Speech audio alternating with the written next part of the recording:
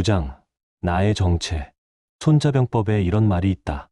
적을 알고 나를 알면 100번 싸워도 위태롭지 않다고. 이 글에서 적에 대한 것은 잘 탐지하고 평가해야 한다는 뜻이다. 나에 대해서도 마찬가지이다. 오늘날에는 전쟁이든 사업이든 혹은 결혼이든 손자의 가르침이 널리 응용되고 있다. 대학 입시만 해도 그렇다.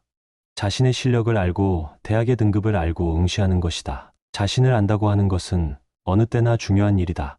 물론 자신에 대해서 안다는 것은 외적 조건만을 얘기하는 게 아니다. 가장 중요한 것은 언제나 강조하지만 바로 마음인 것이다. 우리는 항상 마음속에 일어나는 일에 관심을 가져야 한다. 자기 자신에 대한 관심은 더욱 중요하다. 이 장에서는 마음의 세계에 좀 더 접근해보자. 앞서 어떤 여자아이는 골라놓은 물건을 마다하는 경향이 있었다. 이는 그 원인이 성취불안에 있다는 것이 판명되었다. 성취불안이란 성공을 두려워하는 마음이다. 어째서 성공을 두려워하는가? 실패에 익숙해졌기 때문이다. 그래서 성공할 것인가 아닌가를 기다리는 것이 두려운 것이다. 결론은 언제나 실패했으므로 체념이 작용한다. 진작부터 체념해야 마음이 편한 것이다. 성공할 것이냐 말 것이냐 하는 최후의 순간을 기다리는 것이 너무나 부담되기 때문이다. 체념해버리면 속 편하다. 나중엔 성공 그 자체를 거부하게 된다. 이것이 성취불안이려니와 앞에 어린아이도 이것이 있었다. 부모는 언제나 그 아이 말을 들어주지 않았었다. 아이는 점점 체념하면서 지냈다. 한때는 부모가 자기 말을 들어줄까 아닐까 하면서 기대 반 두려움 반을 가졌을 때도 있었다. 그러나 시간이 지날수록 부모는 아무것도 안 해준다는 것을 알았다. 아이는 부모에 관한 한 성취불안을 가졌던 것이다. 물론 과거가 원인이다. 부모는 나중에 이 태도가 바뀌었다. 그것도 갑자기 변한 것이었다. 부모가 갑자기 변한 이유는 밝혀지지 않았다. 필경 무의식 세계에서 무슨 일이 생긴 것이겠지만 아이는 부모의 태도에서 더욱 불안을 느꼈다. 어쩌면 부모가 해주는 것을 받으면 나중에 보복이라도 받게 될 것으로 생각했을지도 모른다. 그런저런 이유로 해서 아이는 부모가 해주는 일을 최후 순간에 거부했다. 처음에는 받아들였다가 나중에 거부하는 것도 이유가 있다. 처음은 아이의 표면의식이 부모의 사랑을 받아들인 것이다. 그러나 나중에 무의식이 그것을 거부한 것이다. 언제나 체념해왔던 습관 탓이려니와 아이는 성취불안이 생겼던 것이다. 부모는 아이를 변덕쟁이라고 생각하고 지낸다. 이것도 큰일 날 일이다. 나중에 또 다른 갈등이 생길 것이 분명하다. 물론 부모는 아이의 태도를 이해하려고 애쓴 적도 있었다. 너 왜 그러니? 하고 여러 차례 묻곤 했다. 그러나 아이 자신도 자기가 왜 그러는지 몰랐다. 아이는 미안해서 굳이 변명했을 뿐이다. 갑자기 그 물건이 싫어졌다고 아이나 부모나 참으로 안타까운 일이 아닐 수 없다. 자기 자신이나 부모도 마음의 모습을 보지 못하고 있는 것이다.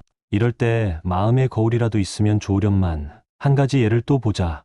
이번에는 자신의 모습을 잘 아는 사람의 경우이다. 필자는 어느 날 지하철을 탔다. 몇 정거장이 지나자 누군가 큰 소리로 말하기 시작했다. 지하철 승객 여러분, 잠시 양해를 구하겠습니다. 얼핏 생각하기에는 물건 파는 사람 같았다. 그러나 그 사람은 이어서 얘기했다. 저는 물건을 파는 사람이 아닙니다. 동냥을 하는 사람도 아닙니다. 무엇일까? 종교를 전파하러 나온 사람일까? 필자는 궁금해서 그 사람의 다음 행동을 기다렸다. 그 사람의 다음 말은 뜻밖이었다. 여러분, 저는 신뢰를 무릅쓰고 이 자리에 섰습니다. 용건은 여러분이 제 노래 한 곡을 들어주셨으면 하는 것입니다. 노래는 잘하지 못합니다. 그렇지만 열심히 한번 해보겠습니다. 이어 노래가 시작되었다. 박자도 음정도 엉터리였다. 그러나 참으로 열심히 부르고 있었다. 그 다음엔 무엇일까? 여러 사람이 이렇게 생각하고 있었을 것이다. 그러나 그 사람은 노래를 끝내고 조용히 밖을 보며 서 있었다. 그 사람은 대체 무엇일까? 필자는 그 사람의 행동을 즉각 이해했다. 그래서 일부러 그 사람 쪽으로 다가가 말을 걸었다. 잘했어요. 용기를 기르고 있군요. 그러자 그 사람은 놀라면서 한편 부끄러움을 타면서 대답했다. 아저씨, 미안합니다. 저는 용기를 기르기 위해 이렇게 하고 있어요. 그래요? 대단하군요. 고맙습니다. 저는 남의 앞에 서면 말을 못해요. 그래서 나왔습니다. 이상은 실화였다. 그 사람은 자기 자신을 고치려 나왔던 것이다. 좋은 방법이 아닐 수 없다. 그 사람은 평소 자신의 용기 없음에 대해 고민해 왔다고 한다. 자기 자신의 모습에 대해 잘 알고 있던 셈이다. 물론 그 모습은 내면에 감추어져 있는 것이다. 그의 표면의식은 용감했다. 단지 심층의식이 무의식적으로 부끄러움을 타거나 두려워했던 것이다. 그래서 표면의식은 생각했다. 이 놈을 고쳐야 될 텐데. 하지만 무의식은 쉽게 고쳐지는 것은 아니다. 그래서 이 사람은 강제법을 쓰기로 했다. 무의식을 밖으로 끄집어내서 훈련시키기로 한 것이다. 자기를 교육시키는 것과는 조금 다르지만 아무튼 이 사람은 효과를 거두고 있었다. 그 사람은 지하철에 나온 지 며칠 안 되었다고 했다. 언제까지 이럴 거냐고 물었더니 용기가 생길 때까지라고 대답했다. 오래전 일이다. 그 사람은 지금쯤 남 앞에서는 용기를 가졌을까? 한 가지 얘기를 더 하자. 이번에는 바로 필자 자신에 관한 이야기이다. 학창시절 때의 일로서 영어 수업 시간이었다. 하루는 교수가 몸이 불편했다. 그래서 학생들에게 영어책 해석을 의뢰한 것이다. 당시 교수는 이렇게 말했었다. 내가 오늘 목이 심하게 아파요. 누가 내 대신 강의를 해주면 커피를 사주겠어요. 당시 강의라고 해봤자 문장을 읽고 해석해주면 그만이었던 것이다. 문장은 아주 쉬워서 필자도 훤히 알고 있었다. 한마디로 나는 교수의 부탁을 들어줄 능력이 있었던 것이다. 그리고 교수에게 커피도 얻어먹고 싶었다. 그 교수는 인품이 훌륭했으며 내게 인생에 남는 문구를 남겨준 사람이다. 공부란 자기 자신을 좋은 친구로 만든다고 나는 일어나서 강의를 하고 싶었다. 쉬운 문장 몇 개 읽어주고 해석하면 일은 끝나는 것이었다. 그러면 상으로 교수와 개인적인 시간을 가질 수 있는 것이다. 꺼릴 것은 아무것도 없었다. 나식은 그부들, 쉬운 문장, 존경하는 교수의 부탁. 그런데 이때 문제가 생겼다. 누가 강하게 나를 잡는 것이 아닌가. 이렇게 표현하는 게 맞을 것이다. 실로 그런 느낌이었기 때문이었다. 나를 잡은 것은 밖에 누가 아니었다. 바로 심층의식, 내면의 나 자신이었던 것이다. 당시 그것은 무의식적으로 나를 엄습해왔다. 집어쳐. 나는 왠지 불안했다. 실수가 불안했던 것일까? 남 앞에 나서는 게 불안했을까? 교수에게 나의 모습을 들키기 싫었을까? 교수는 몇 번이고 종용했다. 틀려도 좋으니 한번 해봐. 이렇게 사람이 없어? 교수는 아픈 목으로 책을 읽기 시작했다. 나는 진땀이 났다. 그 이후 그날을 후회했던 것이다. 나는 왜 그랬을까? 이유는 쉽게 알 수 없다. 하지만 분명한 것이 있다. 그것은 나의 내면에 자리 잡은 또 하나의 내가 나에게 명령했다는 사실이다. 나의 표면의식은 그에게 감히 맞설 수 없었다. 심층의식, 그것은 나의 본 모습이려니와 그것의 정체는 무엇일까? 당시 가장 용감한 사람이라고 평을 받았던 내가 무엇 때문에 두려워했을까? 표면의식은 두렵기는커녕 기회가 왔다고 좋아했던 것이다. 그러나 그 순간 망설임이 있었다. 이미 무의식이 나를 감독하기 시작한 것이다. 마침내는 구체적으로 집어쳐 하고 명령을 내렸던 것이다. 오늘날 후회하는 것은 역시 나의 표면의식이다. 나의 내면의식은 그것을 잘했다고 생각할까? 그것은 모르겠다. 나는 그 당시 일로 나의 내면의식과 의논을 해보지 못했기 때문이다. 10장. 노력해도 왜 안 될까? 어떤 사람은 6번이나 대학에 떨어진 사람을 보았다. 그 사람은 6년간이나 연속적으로 도전하다가 결국 포기해버리고 말았다. 유독 대학 시험뿐 아니라 인생살이는 노력해도 안 되는 것이 있다. 축구 선수의 경우 필사적으로 훈련을 해도 기술이 늘지 않는 것이다. 바둑 같은 것도 마찬가지이다. 수십 년을 결사적으로 노력하는데도 진보가 없다. 이러한 경험은 각 분야의 많은 사람들이 하고 있다. 열심히 해도 언제나 제자리 걸음인 것이다. 미칠 노릇이다. 어째서 진보가 없을까? 잘 되는 사람은 너무나 쉽게 된다. 어떤 사람은 중학교를 졸업하고 곧장 대학으로 뛰어오르기도 한다. 바둑의 명수 이창호는 10대에 이미 세계 정상이었다. 이를 이겨보려는 많은 기사가 있었지만 모두 실패하고 말았다. 서봉수 같은 기사는 유난히 노력을 많이 하는 기사였지만 조훈현의 장벽을 넘지 못하고 있다. 축구의 황제 펠레는 17세의 월드컵 경기에 등장했다. 그리고는 당장의 세계의 이목을 끌었다. 그는 등장하자마자 그라운드를 압도한 것이다. 축구란 어렵긴 해도 확립되고 주어진 기술 범위에 있는 것이다. 죽자고 노력하면 발전할 것이 아닌가. 그런데 그렇지 않다. 어떤 선수들은 아무리 해도 등급이 높아지지 않는 것이다. 반면 펠레 같은 인물은 등장하자마자 각광을 받더니 결국 축구 황제가 됐다. 아주 쉽게 된 것이다. 물론 거저된 것은 아니다. 펠레도 피눈물 나는 연습을 했을 것이다. 그러나 노력으로 말하면 누군들 그렇게 하지 않았으랴. 가르친 사람도 다 훌륭한 사람들이었다. 그런데도 결과에서는 많은 차이가 났다. 야구선수도 마찬가지이다. 타율을 올리고자 별의별 노력을 다해도 개선되지 않는다. 그래서 소질이란 말도 나오고 천재라는 말도 나온다. 펠레 같은 사람은 분명 축구의 천재라고 말할 수 있다. 그러나 천재가 아닌 사람은 노력해도 안 된다는 말인가? 서글픈 얘기지만 사람은 노력을 하다가 안 되면 운명이나 선천적 소질에 의존하는 것이다.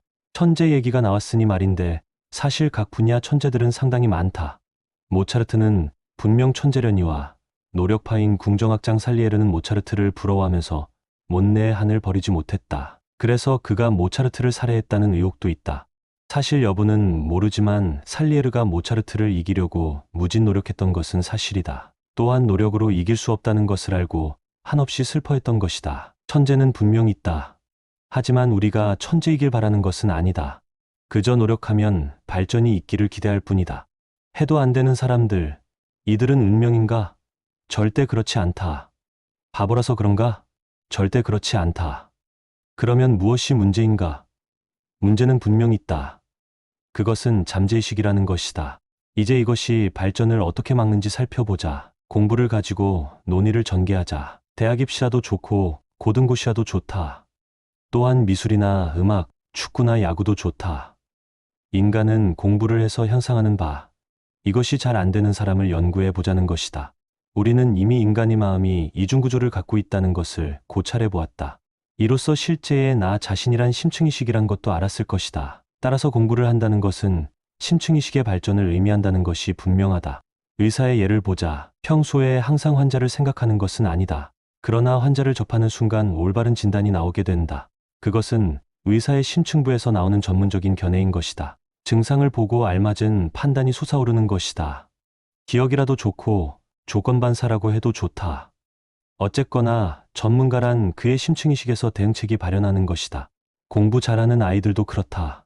시험 문제를 보면 그 즉시 그에 대응하는 대책이 떠오른다. 공부 못하는 아이들은 생각한다. 어떻게 풀어낼까 하면서 결국 옳은 답을 써내지 못한다. 기억이 나지 않든 처음부터 몰랐든 간에 대책이 안 서는 것이다. 잠재의식의 잘못이다. 우리 인간의 의식은 기억을 찾아내는 국소 반향회로라는 것이 있다. 마음속에 있는 것은 이것이 찾아내는데 열심히 공부한 것이 찾아지지 않으면 무용지물이 된다.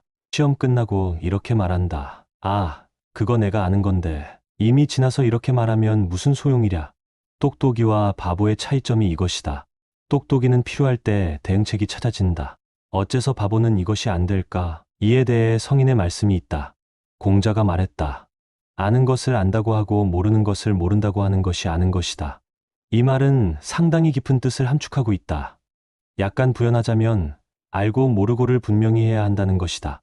사람은 자기가 무엇을 아는지 무엇을 모르는지를 모르고 있다. 알미라는 것은 자기가 무엇을 알고 있는지를 알아야만 아는 것이다. 다소 복잡한 얘기이다. 다시 풀어쓰자. 자기가 무엇을 알고 있는지. 여기서 자기라는 것은 심층의식이다. 첫째는 심층의식이 알아야 한다는 것을 가르치고 있다. 그리고 이어서 알아야만, 이것은 표면의식을 의미한다. 두 번째 사항이란 심층의식이 아는 것, 그것을 알아야 한다는 것이다. 알기는 아는데 안다는 사실을 모르면 모르는 것이다. 이 말도 다소 복잡하다. 풀었으면 알긴 아는데 이것은 잠재의식, 즉 심층의식이 아는 것을 의미한다. 이어 안다는 사실을 모르면 이것은 표면의식을 말한다. 전체를 다시 말하면 심층의식이 알아도 그 사실을 표면의식이 모르면 소용없다는 뜻이다. 창고에 물건이 있는데 있다는 사실을 모르면 소용없지 않은가? 또한 창고에 없는데도 있다고 생각하면 이는 착각이다. 어떤 사람이 열심히 공부했다고 하자. 그런데 실제로 심층의식은 공부를 열심히 하지 않은 경우도 있다. 그럴 경우 심층의식은 표면의식이 공부한 것을 기억해 두지 않는다. 한눈 팔았기 때문에 그것을 그릇에 담아두지 않았던 것이다. 표면의식은 그것을 모른다. 자기는 열심히 공부했기 때문에 마음속에 그것이 남아있는 줄 안다. 이것은 큰 착각이다. 정문을 통과했다고 해도 반드시 안에 있는 것은 아니다. 마음속의 사물은 자체 내에서 사라지기도 하기 때문이다. 우리는 표면의식, 심층의식, 이렇게 전이되는 과정을 끝까지 확인해야 하는 것이다. 이것을 일컬어 알물 분명히 한다는 것인데 이렇게 공부하지 않는 내용은 아무 소용이 없다. 공연히 많이 공부하려고 하면 안 된다.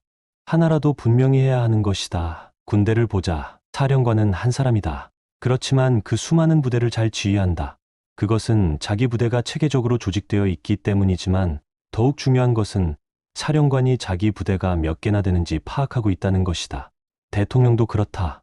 국가 전체의 조직을 파악하고 장악하고 있지 않으면 누수현상도 생기고 자칫하면 쿠데타도 당하게 된다. 쿠데타, 이는 하극상으로 최고 사령관을 배신하는 일이지만 이런 일은 우리의 마음속에서도 빈번하게 일어난다. 심층의식은 때로 표면의식의 통제에서 벗어나 독자적인 길을 가기도 하는 것이다. 이것은 자기 자신이 자신의 주인이 못 되는 것이고, 자기를 상실하는 것이고, 자기가 둘로 분열된 것을 의미한다. 공부의 다른 면을 보자. 대개 사람들은 자신의 부족한 면을 보충하려고 노력한다. 미술이든 음악이든 운동이든 또는 그냥 입시생이든 부족함을 알아서 애쓰고 있다. 이것은 잘하는 일이다. 그러나 문제가 없는 것이 아니다.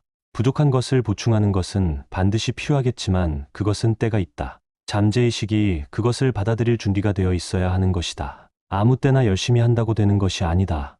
공부도 흐름을 타야 한다. 축구 기술이든 야구 기술이든 공부할 때가 있다. 어떤 경우에는 부족한 면을 발견하고도 고치지 않고 방치해둬야 좋을 때가 있다. 공자가 제자에게 물었다.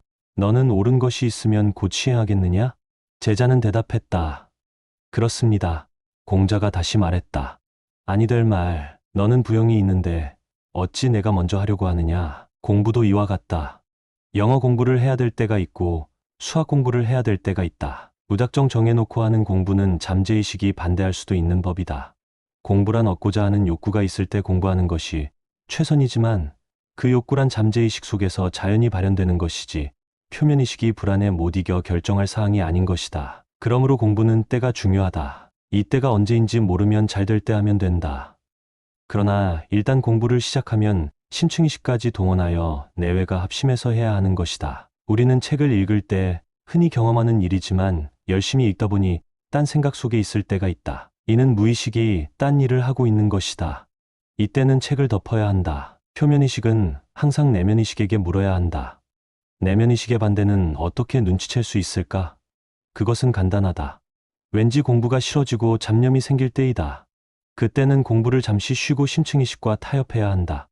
그리고 타협이 잘 이루어져서 공부를 하게 되면 그때는 확인 행정을 실시해야 하는 것이다. 심층의식이 잘 받아들이는지, 무엇을 심층의식에게 보내주었는지 등을 철저히 확인하면서 움직여야 한다.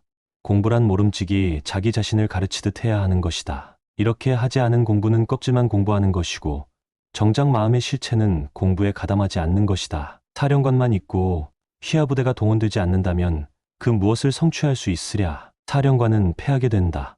게다가 잠재의식, 즉 휘하부대는 그것마저 원망하게 된다. 다시 한번 말하겠다. 노력이란 잠재의식과 함께 해야 한다. 그리고 항상 잠재의식과 교류하며 확인해야 하는 것이다. 소크라테스는 말하였다. 너 자신을 알라고 11장 자기를 정복하자. 옛말에 이런 말이 있다. 남을 이기는 자는 힘이 있다고 하겠지만 자기 자신을 이기는 자는 강하다고. 의미심장한 말이다. 대개 사람은 자신을 잘 지배하고 있다고 생각한다. 그러나 이는 사실과 크게 다르다. 사실 우리는 자신을 지배하지 못하기 때문에 미래는 전적으로 우연에 달려있다. 이래서는 산다고 할 수 없을 것이다. 차라리 사라지고 있다고 말하는 게 낫지 않을까. 삶이란 자기 자신에 대한 강력한 통제권을 가지고 있어야 하는 것이다. 여기서 먼저 유의해야 할 것이 있다. 우리는 이미 잠재의식, 즉 심층의식을 상정했는데 그로 인해 나 자신이 둘로 된 느낌을 지울 수가 없다. 그러나 염려할 것이 없다. 사실을 밝혔을 뿐인데 이 사실은 그리 이상하거나 난감한 것이 아니다. 사회의 형태를 보자. 먼저 국민이 있고 그들을 다스리는 정부가 있다. 이와 같이 심층의식과 표면의식은 국민과 정부의 관계가 있는 것이다. 정부가 국민을 다스리듯이 표면의식은 잠재의식을 다스리고 있다. 잠재의식이란 표면의식에 요구할 뿐이다. 물론 요구가 계속적으로 거부될 때는 잠재의식도 행동에 나선다. 일종의 쿠데타라고 해도 되는 현상인데 표면의식에 허가 없이 독자적으로 신체를 관리하고자 하는 것이다. 이것은 우리의 사회와 닮아 있다. 정부에 대해 국민의 불만이 많으면 국민은 반발하고 정부의 지시에 따르지 않는다. 우리의 마음 세계도 이렇게 구성되어 있는 바, 어떻게 하면 심층의식과 조화를 이룰 수 있을까? 우선은 심층의식의 구조를 파악하는 일이다. 자기 자신이 어떻게 되어 있는지 알아봐야 한다는 것이다. 물론 이것은 쉽지 않다. 어느 면에서 보면 자신의 전모를 파악한다는 것은 불가능할 수도 있다. 그러나 걱정을 할 필요는 없다. 마음의 전부는 사실 파악할 필요는 없는 것이다. 모르는 부분도 있어야 한다. 그로써 휴식이 될 수도 있고 발전이 될 수도 있다. 정부가 국민의 모든 것을 지나치게 간섭하면 어떻게 되겠는가? 어느 정도까지는 방치해야 하는 것이다. 맑은 물에 고기가 모이지 않는다고 하는 말도 있듯이 자신에 대한 파악도 적당히 해야 한다. 물론 자신을 통제할 수 있을 만큼은 알아야 할 것이다. 쉽지는 않겠지만 항상 관심을 갖고 연구를 하다 보면 자신에 대해 아는 것이 많아질 것이다. 그 다음에는 그것을 어떻게 관리하느냐이다. 이것은 흡사 정치를 하는 것과 닮아 있다. 정치란 자유민주주의도 있고 공산독재주의도 있다. 우리는 마음에 대해 어떻게 해야 하는가? 엄해야 하는가? 아니면 방임해야 하는가? 대답은 간단하다. 모든 일이 그렇지만 중용을 택해야 한다. 자신에 대해 너무 지나치면 필경, 반발에 부딪힐 뿐 다스려지지 않는다. 그 반대도 마찬가지이다. 잠재의식에 대해 너무 방임을 하게 되면 멋대로 흘러 자기를 상실하는 데 이르게 될 것이다. 부드럽게 적당히 방임하는 경우를 살펴보자. 우선 필자가 경험했던 것을 얘기해도 좋을 것이다. 필자는 어려서 정신적으로 문제가 있었다. 신경이 몹시 쇠약했었는데 나이가 좀 들더니 이상한 일이 발생했다. 전구에서 검은 새들이 나라와 얼굴을 덮치는 것이었다. 물론 헛개비였다. 밤에는 무서워서 잠을 이루지 못했다. 불은 항상 밝혀놓아야 했고 곁에 사람이 있어야 했다. 그 당시 필자는 이러한 현상들이 정신병적이라는 것을 이해하고 있었다. 그러나 어찌할 도리가 없었다. 그러던 것이 세월이 지나자 잠재의식 속으로 가라앉았다. 증상이 사라진 것이다. 그러나 언제나 어두움을 무서워했고 대낮에도 혼자 있으면 귀신을 두려워했다. 증상은 사실 사라진 것이 아니고 때로 나타나고 때로 잠복했던 것이다. 필자는 이것을 고치려고 작정했다. 병인 줄 알고 헛개비인 줄 알았으니 고쳐야 하는 것은 당연하다. 필자는 그 당시 심층이식이니 표면이식이니 하는 것은 몰랐다. 그러나 지금에 와서 생각해보면 표면이식은 굳건했던 것 같다. 그나마 다행이었다. 이는 강력한 정부가 있었던 것이나 마찬가지였다. 이제 사회의 혼란, 즉 정신의 혼란을 어떻게 제어하느냐였다. 정확히 말하면 잠재의식을 어떻게 정돈하느냐인 것이다. 싸움은 시작되었다. 필자는 스스로 판단하기에 겁이 많고 용기가 없고 무서움을 잘 타는 사람이라고 생각하고 있었다. 이제 이것을 고치려는 것이다. 그래서 처음으로 시도한 것이 무덤 찾아가기였다. 깊은 밤의 무덤은 무서운 곳이지만 죽을 힘을 다해 찾아갔던 것이다. 헛개비가 보이고 땀이 나고 또는 후회가 되기도 했다. 공연히 무서운 곳에 와서 집에는 어떻게 돌아갈꼬? 그러나 일부러 걸음을 늦추었다. 정 무서우면 그곳에 한참 동안 앉아있기도 했다.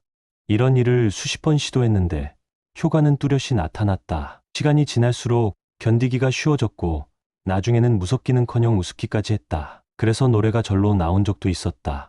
결국 무서움은 사라졌다. 그 이후에도 무서울만 하면 무덤을 찾아갔었다. 아예 뿌리째 뽑을 요량이었던 것이다. 그리고 거리를 걷다가도 음침한 곳이 있으면 일부러 가본다. 큰 길로 가도 될 것을 일부러 골목길을 선택하는 것이다. 불이 나는 곳도 일부러 태평히 지나가 봤다.